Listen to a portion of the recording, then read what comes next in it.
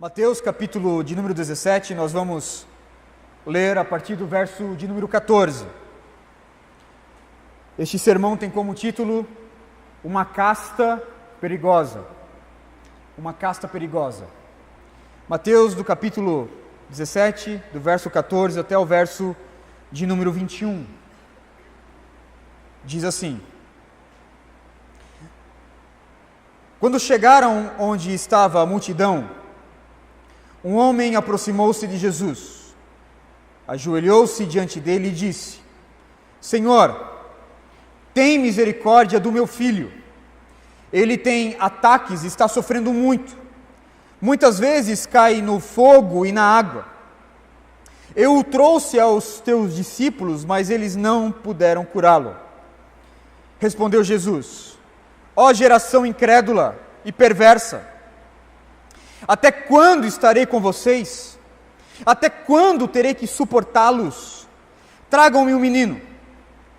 Jesus repreendeu o demônio e este saiu do menino, que daquele momento em diante ficou curado. Então os discípulos aproximaram-se de Jesus em particular e perguntaram: por que nós não conseguimos expulsá-lo? Ele respondeu: porque a fé que vocês têm é pequena. Eu lhes asseguro que se vocês tiverem fé do tamanho de um grão de mostarda, poderão dizer a este monte: vá daqui para lá, e ele irá. Nada lhe será impossível. Mas essa espécie só sai pela oração e pelo jejum. Amém. Rafael Sanzio foi um mestre da pintura da época renascentista, pintor italiano do século XVI. Uma das suas principais obras foi a Transfiguração, este quadro que os irmãos estão vendo aqui atrás. O quadro de Rafael Sanzio, a Transfiguração, retrata, comunica exatamente o capítulo de número 17 do Evangelho de Mateus. O quadro, ele presta um serviço a nós e presta um serviço também aos sinóticos, porque ele comunica exatamente o que os sinóticos desejam comunicar. O quadro praticamente ele é dividido em dois. Na parte de cima nós temos o Cristo glorificado, muita luz, muita glória. Ao lado de Jesus nós teremos ali os dois heróis da fé, Moisés e Elias. Abaixo nós teremos então os três apóstolos, assustados com aquela glória. Mas na parte inferior do quadro é a parte de trevas. São cores mais densas, são cores mais escuras, justamente retratando este tumulto, retratando esta possessão demoníaca. Quando os 9 discípulos, os outros 9 que não subiram com Jesus no Monte da Transfiguração, não conseguiram então expulsar aquele demônio. Em cima nós temos glória, abaixo nós temos as trevas. Em cima nós temos o Cristo exaltado, abaixo nós temos um pai clamando pelo seu filho. Em cima nós temos uma nuvem que envolveu Pedro, Tiago e João, dizendo: este é o meu filho, em quem me agrado, ouçam-no. Abaixo nós temos um outro pai, desesperado, clamando pelo seu filho que está possesso. Eis o texto dessa noite. Eis o texto dessa noite. Antes de começar, propriamente dito, a nossa exposição, vamos ao Senhor em oração? Curve a sua cabeça comigo, por favor. Pai, nós louvamos o Teu nome nessa noite, nós queremos que o Senhor venha falar conosco. Nós queremos colocar no Teu Evangelho toda a nossa atenção, Senhor. A nossa atenção, a atenção devida que este Evangelho requer. Por favor, ajuda-nos a ouvir a Tua Palavra. Ajuda-nos, ó Deus, a responder com fé a Tua Palavra. Pai, alcança pecadores nessa noite. Alcança com graça homens e mulheres nessa noite, Senhor, que possamos ouvir a Tua palavra e que o Teu Filho Jesus venha ser iluminado nos nossos corações, elucidado nos nossos corações, exaltado, glorificado na nossa vida. Faz isso, ó Deus, faz isso para a glória do Teu nome, para a nossa alegria. Senhor, não permita que eu venha passar alguma impressão errada acerca de Ti, mas que eu venha pregar tão somente o Teu Evangelho. É assim que eu oro juntamente com os meus irmãos, dizendo amém e amém.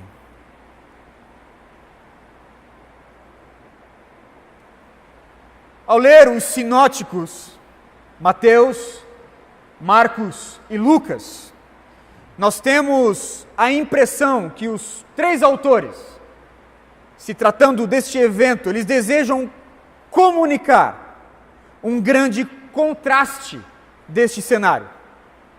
O contraste entre o cume do monte e o sopé do monte. A glória do cume e as trevas do sopé do monte Hermon. E a pergunta que nós precisamos fazer é: quais são estes contrastes? Quais são essas diferenças? O que os evangelhos, os sinóticos, desejam nos falar? O que o evangelista Mateus deseja nos falar dentro dessa diferença entre o verso 1 do capítulo 17 até o verso 13 e a diferença que essa perícope tem do verso 14 até o verso de número 21? Como nós ouvimos no último sermão, Cristo ele chamou Pedro, Tiago e João para subir a um alto e sublime monte. Lá Jesus ele se transformou, se transfigurou. Houve uma metamorfose no corpo de Jesus. Uma transformação de dentro para fora começou a acontecer na pessoa de Cristo Jesus. Os seus olhos começaram a brilhar, a sua face começou a brilhar, as suas roupas se tornaram muito brancas, tão brancas como a luz do sol. Uma nuvem começou a envolver os discípulos. Dois grandes personagens, dois heróis da fé, Moisés e Elias, apareceram ali juntamente com os apóstolos para testemunhar aquele grande fenômeno. A transfiguração, ela durou muito provavelmente poucas horas. Pedro, Tiago e João, juntamente com Jesus, agora estão descendo do monte. E o texto nos diz que ao se aproximar, Cristo e os seus discípulos começam a ver de longe um grande tumulto, uma grande confusão. Um tumulto envolvendo os outros 9 discípulos que estavam no sopé do monte. O tumulto era o seguinte: os discípulos frustrados de um lado, totalmente desanimados, fracassados, porque não conseguiram expulsar um demônio de um garoto. Do outro lado, nós teremos os mestres da lei, os fariseus, que estão presentes, discutindo com os discípulos, muito provavelmente caçoando dos discípulos, rindo dos discípulos, caçoando ali, humilhando os discípulos, porque não conseguiram expulsar aquele demônio. E no meio de tudo isso, um pai aflito, com seu filho nos braços, com seu filho doente, com seu filho endemoniado. A Bíblia vai nos dizer que esse menino, esse garoto, era por demais perturbado.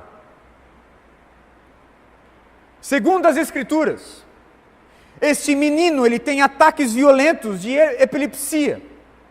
Ele sofria com convulsões. Ele rangia os dentes, ele se contorcia no chão, ele espumava pela boca, ele era surdo e mudo. Se você faz um paralelo entre os 3 evangelhos sinóticos, você vai ter essa pessoa do menino, um menino totalmente perturbado, com grandes problemas. Marcos capítulo 9, verso 21 vai dizer que o menino sofria desde a infância possivelmente desde quando nasceu. E estes problemas, a epilepsia, a surdez, a mudez, o ranger dos dentes, a convulsão, todos esses males eram causados por um espírito maligno, por um demônio.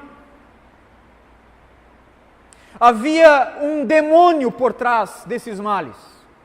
Obviamente que esses transtornos físicos e psicológicos, majoritariamente, eles não são causados por demônios.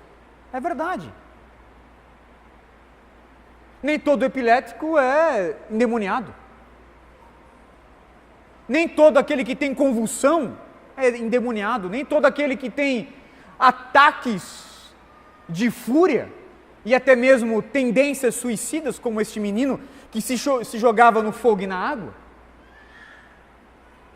é endemoniado. Mas o texto vai nos dizer que estes males, nesse menino, eles eram causados por um demônio. Havia um espírito por trás, perturbando este menino, querendo atormentá-lo, muito provavelmente querendo matar a sua vida, fazendo com que esse menino então tivesse essas tendências suicidas, se jogando nas chamas de uma fogueira, se jogando nos rios, nos mares. É bem provável que os pais deste garoto estavam ali 24 horas por dia, com a sua atenção voltada para o menino, que o menino poderia de uma hora para outra se matar. Este é o quadro deste garoto, deste menino possesso. E aí talvez como uma última solução, o pai, ele pega este garoto e recorre a Jesus. Ele vai ao encontro de Jesus. Contudo, quando ele chega no sopé do Monte Hermon, o pai ele descobre que Jesus não está presente, que Jesus subiu na noite passada, lá em cima, lá no cume do monte. Jesus não está presente, contudo os outros 9 estão. O pai então pensa, ora, Jesus é o mestre. Estes homens aqui, comissionados como apóstolos, são discípulos, são ministros, são representantes do Cristo. Quem sabe esses discípulos aqui, os 9 que ficaram, podem me ajudar, pode ajudar a minha aflição, pode ajudar o meu garoto, pode ajudar o meu menino, pode colocar a mão na cabeça desse garoto e expulsar esse demônio, pode curar essas enfermidades. Quem sabe então eles possam fazer alguma coisa pelo meu menino. Haja vista que desde Mateus capítulo de número 10, os discípulos foram comissionados para expulsar demônios. Os discípulos já têm autoridade para expulsar os espíritos malignos. Eles já têm autoridade para operar sinais e maravilhas, desde o capítulo de número 10. É bem provável então que o pai tomou conhecimento disso. Está aqui o meu filho. Façam alguma coisa por ele.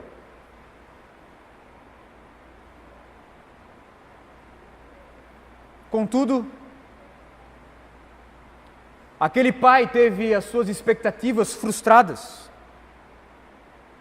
Os 9 discípulos que estavam no sopé do monte, André, Filipe, Bartolomeu, Tomé, Mateus, Tiago, filho de Alfeu, Tadeu, Simão, Judas Iscariotes, todos eles colocavam a mão na cabeça do menino, orava, e o espírito permanecia. O demônio ainda estava presente. Saía um, entrava outro, não conseguia. Saía, entrava outro, não conseguia. Saía, entrava outro, revezando ali por algumas horas e nada. E para piorar a situação, O evangelista Marcos vai nos dizer, no capítulo 9, verso 14, que os mestres da lei estão presentes, discutindo com os discípulos, caçoando dos discípulos, humilhando estes homens, diante do fracasso, diante da insuficiência. Portanto, veja que os discípulos estão totalmente humilhados de um lado, os mestres da lei humilhando os discípulos de outro, e o pai com o filho nos braços, desesperado, sem ter o que fazer. Eis aqui a primeira verdade do texto: a incapacidade dos discípulos. Os discípulos, todos esses 9, se mostraram incapazes, insuficientes, para expulsar este espírito maligno. Não conseguiram, não puderam ajudar este pai aflito. O menino estava ali, se contorcendo, espumando pela boca, rangendo os dentes. E os discípulos estão então totalmente incapazes diante deste demônio que estava perturbando a vida deste garoto. Contudo, nós temos uma segunda verdade que está no verso de número 17, a verdade da indignação de Cristo. Cristo ele começa a ficar indignado aqui, a partir do verso 17. No meio daquele tumulto, alguém começa a avistar de longe Jesus vindo com os outros 3, Pedro, Tiago e João. Uma fagulha de esperança começou a brotar então no coração daquele pai. Uma chaminha de esperança o impeliu até Jesus. Ele corre até Jesus, se ajoelha na frente de Cristo Jesus e ele clama em alta voz: o meu filho está sofrendo e os teus discípulos, os teus representantes, os teus ministros não puderam curá-lo. O clamor do pai aqui, ele é totalmente comovente. O menino está endemoniado e os discípulos não puderam curá-lo. E exatamente aqui nós precisamos então fazer uma pergunta necessária. E esta pergunta necessária que é levantada aqui é a seguinte: por que os discípulos não puderam curar este menino? Por que os discípulos, haja vista que eles são representantes de Cristo, ministros de Cristo, apóstolos de Cristo, não puderam expulsar este demônio? Ora, demônios são demônios. Uma vez que Cristo concedeu autoridade para estes homens expulsar aquele demônio, não tem capeta, não tem demônio que possa resistir à voz do Cristo soberano, à autoridade do Cristo soberano.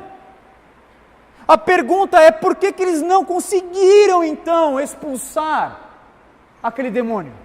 O texto vai nos responder: eles não tinham fé suficiente.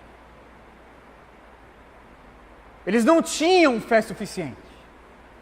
E perceba comigo que havia aqui uma confiança, sim, no coração desses homens, haja vista que eles tentaram, haja vista que eles oraram, haja vista que eles revezaram entre si, tentando orar, tentando expulsar aquele demônio. Portanto, havia ali uma confiança que poderia acontecer algo. Mas por que não aconteceu? Por que o demônio não foi expulso? Por que a enfermidade não foi embora? O menino não foi curado? Porque não havia fé suficiente no coração dos discípulos. Eles saíram para expulsar o demônio daquele garoto, tal como Sansão, em Juízes, capítulo 16, verso 20, saiu para a batalha, achando que ainda tinha força, e não tinha mais. Eles estavam confiantes. Nós vamos conseguir. Quem sabe nós vamos expulsar esse demônio. Saíram para ajudar o garoto. E não puderam, não conseguiram. Quando eles perceberam, a autoridade foi embora. O poder foi embora. Tal como o poder de Sansão foi embora. Quando Sansão saiu para a batalha e se viu tomado pelo susto, que não havia mais força alguma em seus braços.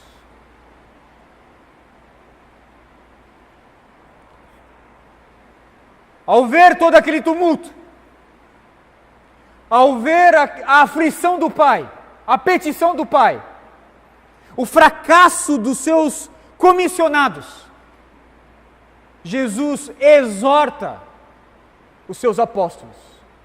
Ó geração incrédula! Ó geração perversa! Até quando eu estarei com vocês? Até quando eu vou ter que suportá-los? Verso de número 17. Veja que a exortação de Cristo Jesus, a admoestação de Cristo Jesus, ela é tão cirúrgica neste ponto, no verso 17, que Jesus está identificando os seus discípulos com aquela geração perversa. Ele está direcionando a sua palavra aos discípulos e diz: ó geração perversa, ó geração incrédula, até quando eu vou suportar vocês? Até quando eu estarei com vocês? Jesus, ele identifica que os discípulos se deixaram levar, começaram a flertar com a perversidade do seu tempo, com a incredulidade presente. Eles estavam não mais identificados com o Cristo glorificado, mas estavam identificados com aquela geração incrédula e perversa.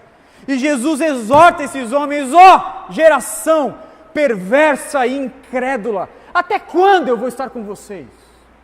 Até quando eu vou ter que suportar vocês? Perceba que para Jesus é difícil suportar esses homens. É difícil estar com esses discípulos.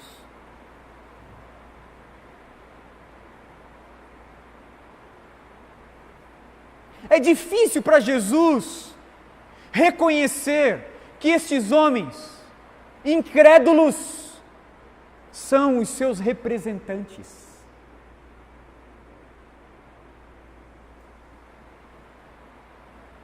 É difícil suportar isso, é difícil suportar incredulidade.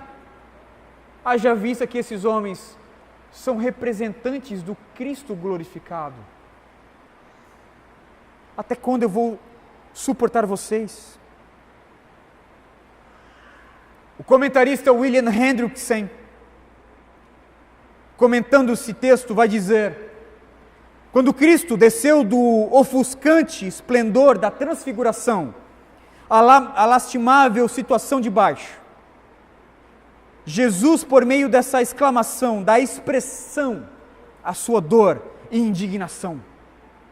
Ele estava, sem dúvida, profundamente insatisfeito com seus contemporâneos. Ele estava insatisfeito com o Pai, a quem faltou fé suficiente no poder curador de Cristo. Marcos capítulo 9, verso 22 e 24. O Pai diz: ajuda-me a crer. Cristo estava indignado com os escribas, que em vez de demonstrar alguma piedade, estavam com toda a probabilidade se deliciando maliciosamente da impotência dos discípulos, com a multidão em geral, que é retratado nos evangelhos como estando geralmente mais preocupada consigo mesmo do que com os outros, e por fim, e não menos importante, com os 9 discípulos, porquanto havia deixado de exercer a sua fé e de se dedicar totalmente à oração perseverante. Este é o quadro da insatisfação de Cristo. Jesus, ele está totalmente desgostoso com esses homens aqui. Jesus, ele está em maior ou menor extensão, ele está suportando esses homens aqui. Porque tais homens são carentes de fé, pois fracassaram no exercício de uma fé genuína, de uma fé calorosa, de uma fé permanente, de uma fé eficazmente operante. E aí eu lembro, neste momento, da indignação de Moisés, quando Moisés então ele desce do monte Sinai, em Êxodo capítulo 32. O profeta também estava com o Senhor, ele desce do monte Sinai com as 2 tábuas da lei nos seus braços, e ele percebe que o seu representante, Arão, está envolto em idolatria. É a mesma frustração de Cristo aqui. Moisés se frustrou com Arão, envolto em idolatria. Cristo Jesus se frustrou com os discípulos, todos eles envoltos de incredulidade. Mas perceba comigo, meus irmãos, uma terceira verdade. A verdade da insuficiência da falta de fé. A insuficiência da falta de fé. Verso 17, parte B, até o verso 21. A partir do verso de número 17, nós temos então o relato da cura do garoto. Depois de exortar os seus discípulos, Jesus ele vai dizer: tragam-me o menino. Jesus repreendeu o demônio, este saiu do menino, que daquele momento em diante ficou curado. Perceba que para o evangelista Mateus, a cura desse menino é muito rápida. O evangelista Mateus, ele não gasta muito a sua pena aqui, descrevendo a cura. É muito rápido, de um versículo para o outro o menino está curado. De um versículo para o outro o menino está liberto. A cura, ela é vapt-vupt. A sua alma foi libertada das garras do demônio. O seu corpo físico curado daquelas enfermidades. De fato, meus irmãos, o nosso Cristo é o Cristo de todo poder. Quando Cristo ele intervém na nossa história, basta somente um verso, basta somente uma intervenção, basta somente um estalar de dedos, basta somente uma palavra, e aquele menino então ele foi curado, ele foi liberto. De fato, os demônios são mais poderosos do que nós. Mas Cristo é infinitamente mais poderoso do que os demônios. O demônio foi expulso. O menino foi curado. A aflição do pai havia sido removida. As tendências suicidas do garoto havia sido removida. A boca começou a falar, os seus ouvidos começaram a ouvir. As convulsões haviam desaparecido por completo. Aquele demônio largou a vida daquele garoto pela graça soberana de Cristo Jesus. Quando Cristo intervém na nossa causa, quando Cristo intervém, quando Cristo está presente, tudo pode acontecer, obras extraordinárias, milagres acontecem. Por quê? Porque Cristo tem todo o poder. Só no Evangelho de Mateus, até agora, Jesus purificou por completo um leproso, curou a paralisia do servo do centurião romano, curou a sogra de Pedro, acalmou o mar e a tempestade, libertou vários demônios, deu vista aos cegos, abriu a boca dos mudos, curou uma mulher que há muitos anos sofria com uma hemorragia, ressuscitou os mortos, perdoou pecados, andou por cima das águas. Este é o nosso Cristo, o Cristo apresentado aqui na pena do Evangelho, do evangelista Mateus. O Cristo Todo-Poderoso. O Cristo que, de acordo com Paulo, em Colossenses capítulo 1, a partir do verso 15, é o Cristo que é a imagem do Deus invisível, o primogênito de toda a criação, pois nele foram criadas todas as coisas, nos céus, na terra, as visíveis, as invisíveis, sejam trono, sejam poder, seja soberania, tudo foi feito por ele, para ele, e nele tudo subsiste. Este é o Cristo aqui apresentado. E a pergunta que nós fazemos ao texto é: que demônio pode resistir a este Cristo? Que enfermidade pode permanecer diante dele? Que portas ainda continuam fechadas perante Cristo Jesus? Este é o Cristo de todo poder, o Cristo que de um verso para o outro o menino está curado, está liberto.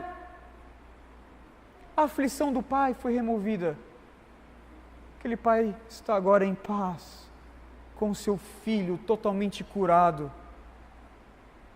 daquelas enfermidades que o acompanhavam desde a infância. O problema, ele foi solucionado. Agora é hora de aprender algumas lições acerca da fé.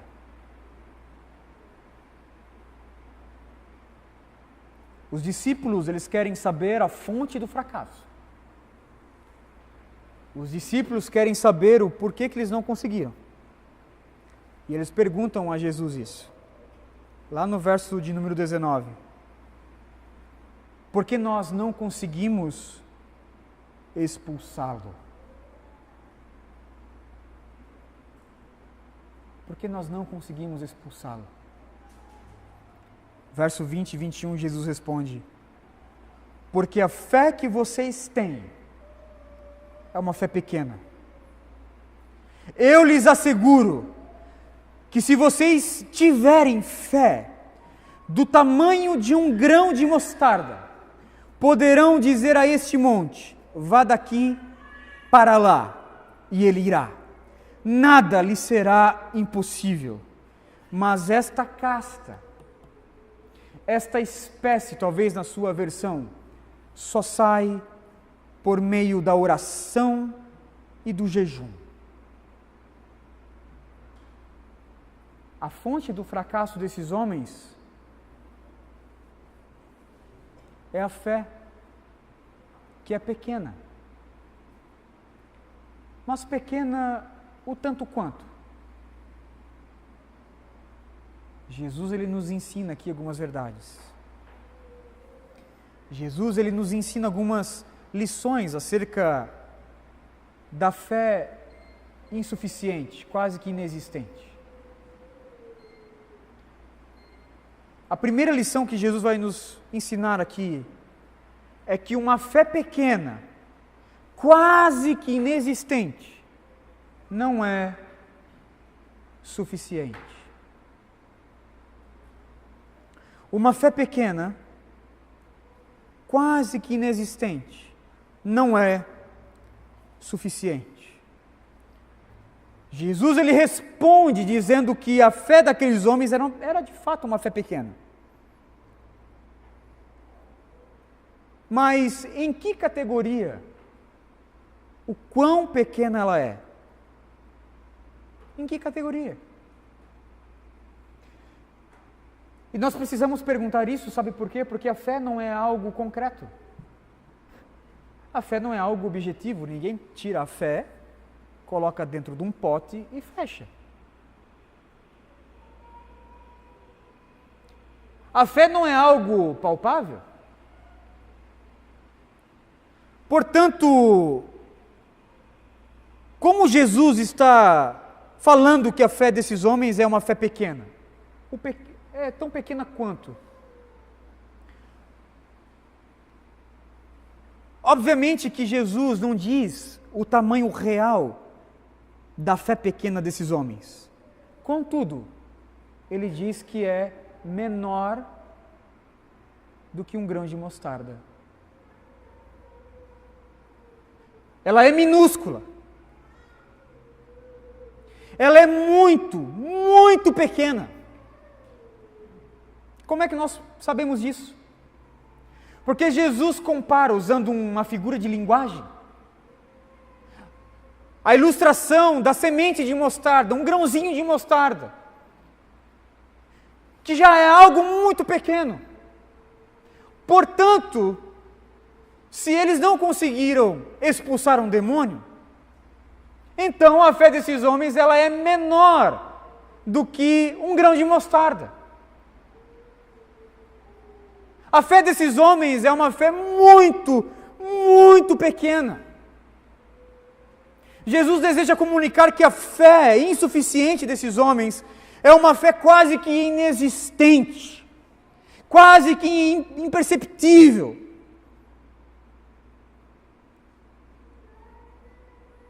Não há como mensurar a fé desses homens, porque ela é uma fé quase que inexpressiva, menor do que um grão de mostarda. É uma fé pequena, menor do que o grão de mostarda, que é exercida com freio de mão puxado. É uma fé que é exercida juntamente com a incredulidade. Ela está presente, mas ela também dá espaço para a dúvida.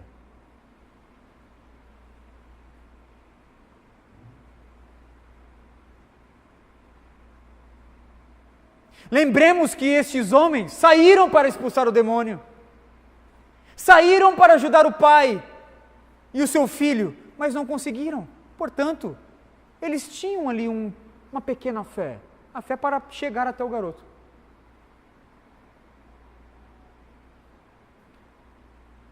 Mas estava presente no coração deles também uma casta de dúvida, um percentual de incredulidade muito grande, que fazia com que aqueles discípulos pensassem: talvez Deus não possa curar, talvez Deus não possa fazer. Sabemos que Ele faz, mas talvez Ele não vai fazer agora. É uma fé que ela é exercida com freio de mão puxado. E uma fé que é exercida com o freio de mão puxado é uma fé totalmente ineficiente, incapaz. É uma fé que não consegue ver o extraordinário diante dos seus olhos.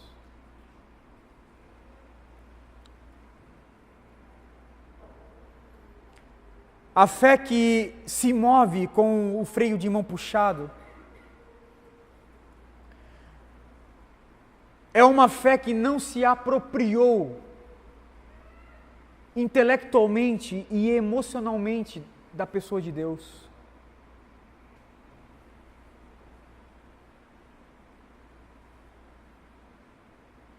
Se você tão somente saber que Deus pode fazer tudo isso, e ao mesmo tempo não se apropriar emocionalmente daquilo, dessa certeza que Deus pode fazer, a sua fé será exercida com um freio de mão puxado.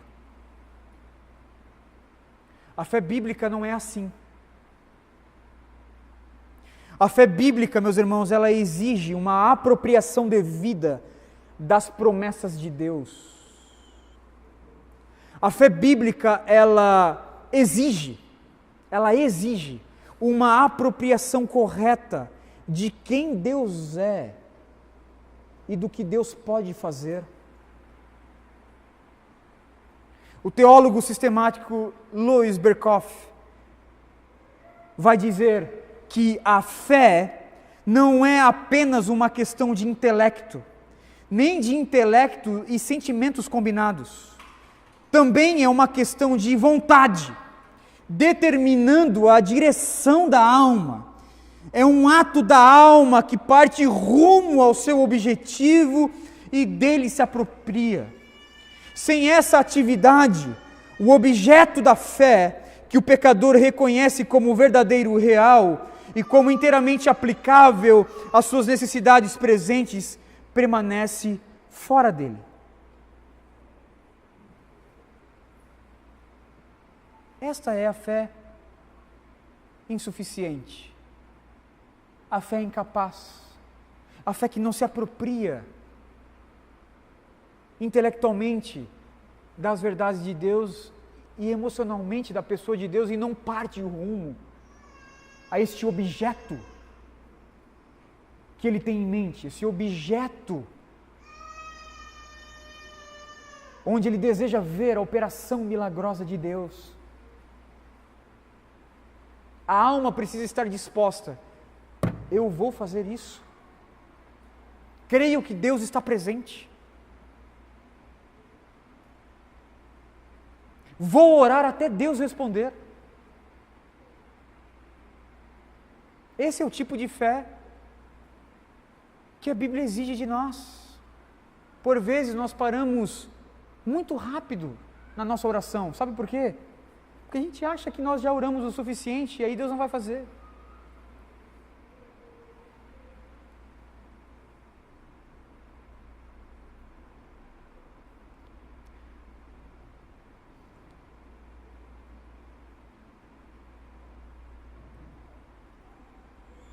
Os irmãos sabem que Deus ele não pode fazer algumas coisas.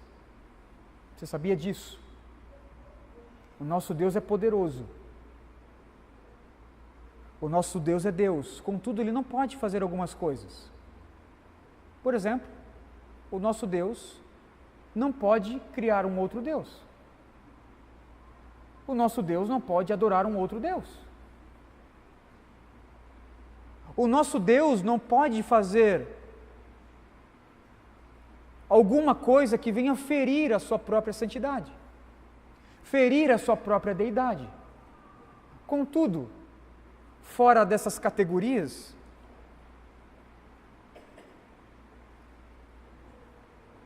fora da esfera onde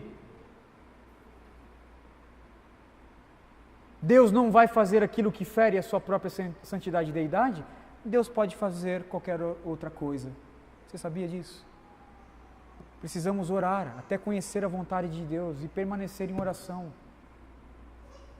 e fortalecer a nossa fé, sabendo que Deus pode fazer aquilo que nós estamos pedindo.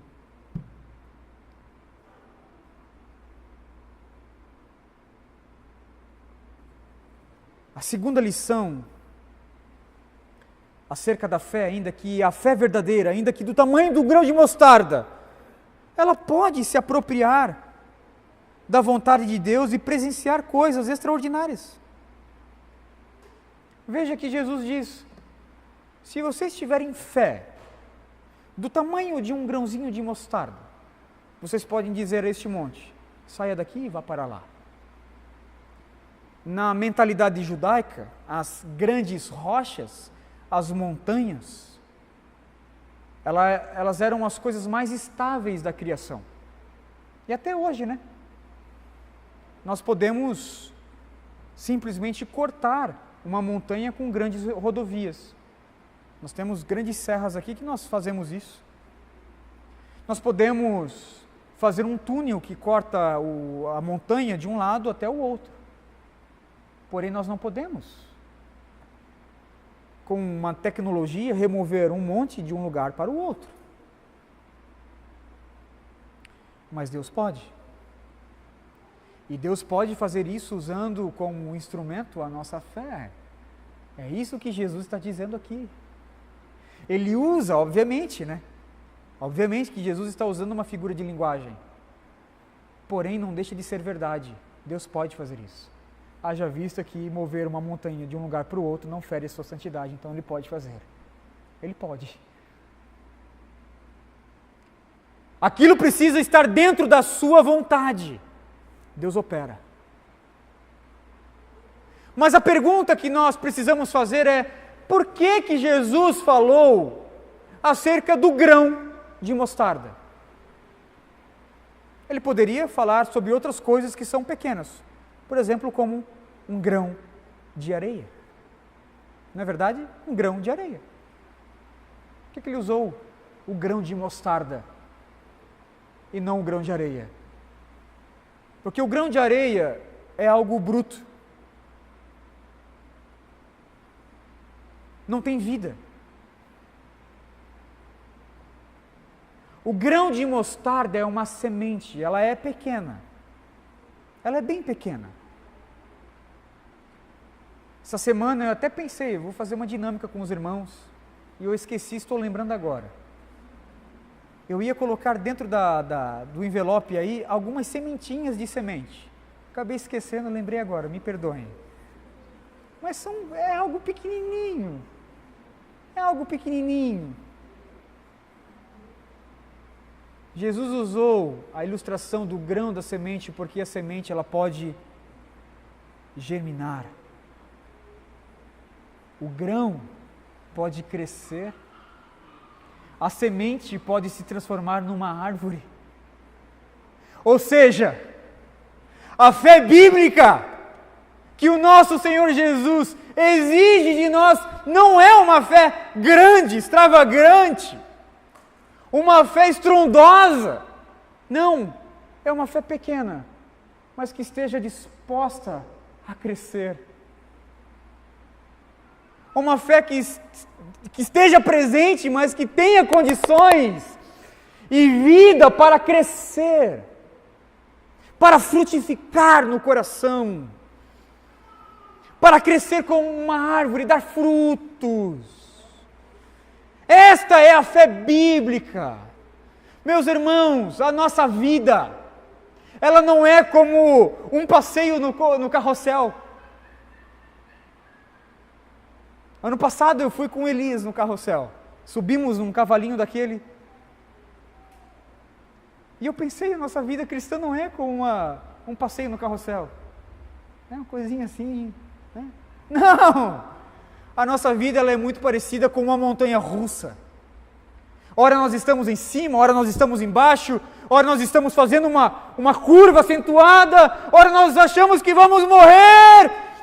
Mas dentro desta fé, da fé bíblica, nós nunca saímos do carrinho. Nós estamos seguros com a fé que Cristo nos dá, e mais, com o consumador da nossa fé, Cristo Jesus. Você pega, por exemplo, o capítulo de número 11 de Hebreus, a galeria dos homens da fé. Aí você pensa assim, esses homens foram homens de grande fé, homens de uma fé estrondosa, de uma fé extravagante, né? De fato, alguns ali, em alguns momentos, tiveram grande fé. Abraão foi um deles. Mas Abraão não teve uma grande fé em toda a sua vida. Por 2 vezes, ele mentiu e duvidou das promessas de Deus, dizendo que Sara, sua esposa, era sua irmã, achando que os egípcios poderiam então matá-lo para ficar com ela. Não estava crendo nas promessas de Deus. Se deitou com Agar exatamente porque duvidou. A vida cristã, meus irmãos, é de altos e baixos, altos e baixos. Nós estamos subindo, mas é altos e baixos, com algumas quedas. Estamos subindo, o gráfico, nós estamos subindo esse gráfico. Estamos subindo, nós temos alguns declives, nós voltamos depois. A nossa vida cristã é assim. Na galeria dos homens da fé você vai ter, por exemplo, o nome de Jefité, que, se não me falha a memória, em Juízes capítulo de número 11, foi um homem que fez uma promessa tola, uma promessa, impelido pela sua fé. Senhor, se tu deres a nós vitória sobre os nossos inimigos, ao voltar, eu vou sacrificar a primeira pessoa que eu vir saindo da tenda. Ele volta vitorioso e a sua filha adolescente está saindo da sua tenda.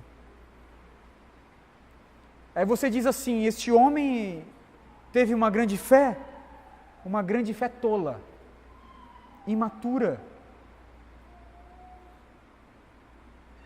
O que nós aprendemos com isso e o que nós aprendemos com a fé que é do tamanho do grão de mostarda? O importante não é ter uma fé grande.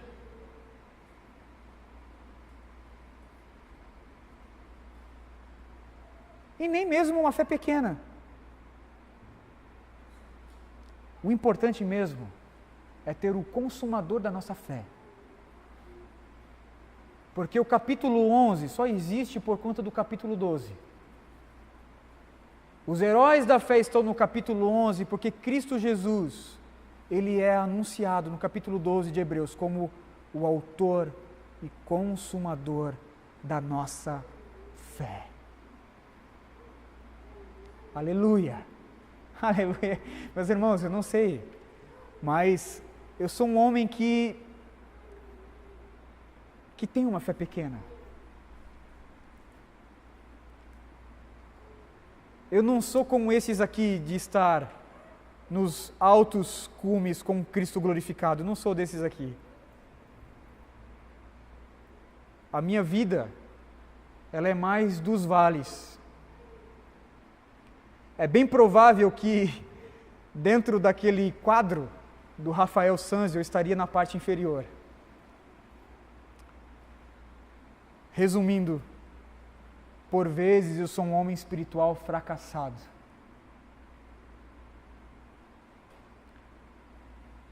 Todavia Cristo me ama. Todavia Cristo está comigo.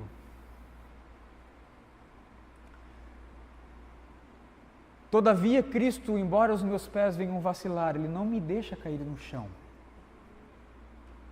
E se um dia eu vier cair ao chão, Cristo me pega nos braços e me leva em seus braços. Porque o importante não é Tiago. O importante é Cristo. Todos nós somos pigmeus. Não há heróis da fé aqui. Não há gigantes, não há nefilins espirituais. Todos nós somos gafanhotos, pequenas formigas. A beleza do Evangelho é isso aqui, né? Não é isso, meus irmãos? Hã? Eu estou saindo aqui um pouco do meu sermão, mas a beleza do Evangelho é que Cristo amou homens fracassados, maltrapilhos.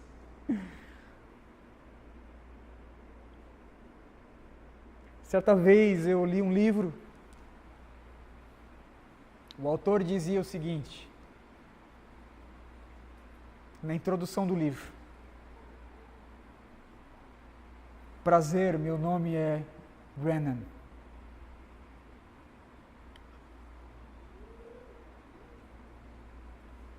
Fui casado e deixei de ser casado. Porque eu fui casado, porque eu deixei de ser casado, é parte da minha história. Prazer, o meu nome é Brennan. Fui padre. Deixei de ser padre. Porque deixei de ser padre, é parte da minha história. Prazer, meu nome é Brennan. Fui alcoólatra. Deixei de ser alcoólatra. Voltei a ser alcoólatra. Porque fui, porque deixei, porque voltei, é parte da minha história. Prazer, meu nome é Brennan. Sou lavado e remido pelo sangue de Cristo Jesus. E esta é toda a minha história. Nós somos como maltrapilhos na mão do Senhor. Fracassados. O que nós podemos fazer? Lutar. Podemos lutar contra a nossa incredulidade. Podemos lutar contra a nossa falta de fé. E aí Jesus vai dizer que esta casta só sai com jejum e oração. Aí você pensa o seguinte: não, mas esta casta aqui é demônio. O texto não diz que é demônio. E uma pergunta básica: se há dentro do exército do inferno hierarquias de demônios, quais desses demônios não podem resistir à autoridade de Cristo Jesus? Quais deles? Nenhum! Que casta Jesus está dizendo aqui que só sai com jejum e oração? A casta da incredulidade. Aprenda isso. A casta que Jesus está nos ensinando aqui não é espécie de demônio. Ó, esse demônio aqui agora chegou o chefão. O chefão chegou e o chefão só sai com jejum e oração. Chama o irmão João, porque o irmão João está jejuando às quintas-feiras. Traz ele porque ele vai conseguir expulsar, vai ter fé e vai expulsar o chefão aqui. Não. A casta é a casta da incredulidade. A falta de fé, ela vai tomando espaço no nosso coração como camadas. Como camadas. É uma casta. Ela vai tomando espaço dentro do nosso coração. E Jesus está dizendo: esta casta, que casta? A casta da incredulidade, da falta de fé, só sai com jejum e oração. Por que o irmão João consegue expulsar o chefão? Não porque aquele demônio só sai com jejum e oração. É porque o irmão João fortaleceu a sua fé no jejum e na oração. Nós precisamos, meus irmãos, ter essa teologia do jejum. Nós jejuamos, às vezes, por coisas que a Bíblia não fala que é a razão do jejum.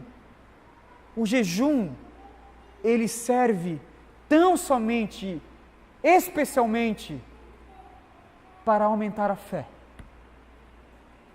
para expulsar a incredulidade do nosso coração, as castas de dúvidas que vão se aglomerando na nossa alma.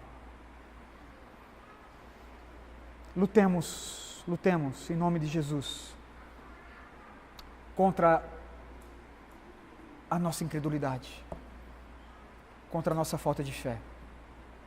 E tenhamos uma fé disposta a crescer, disposta a germinar e dar frutos. Vamos orar.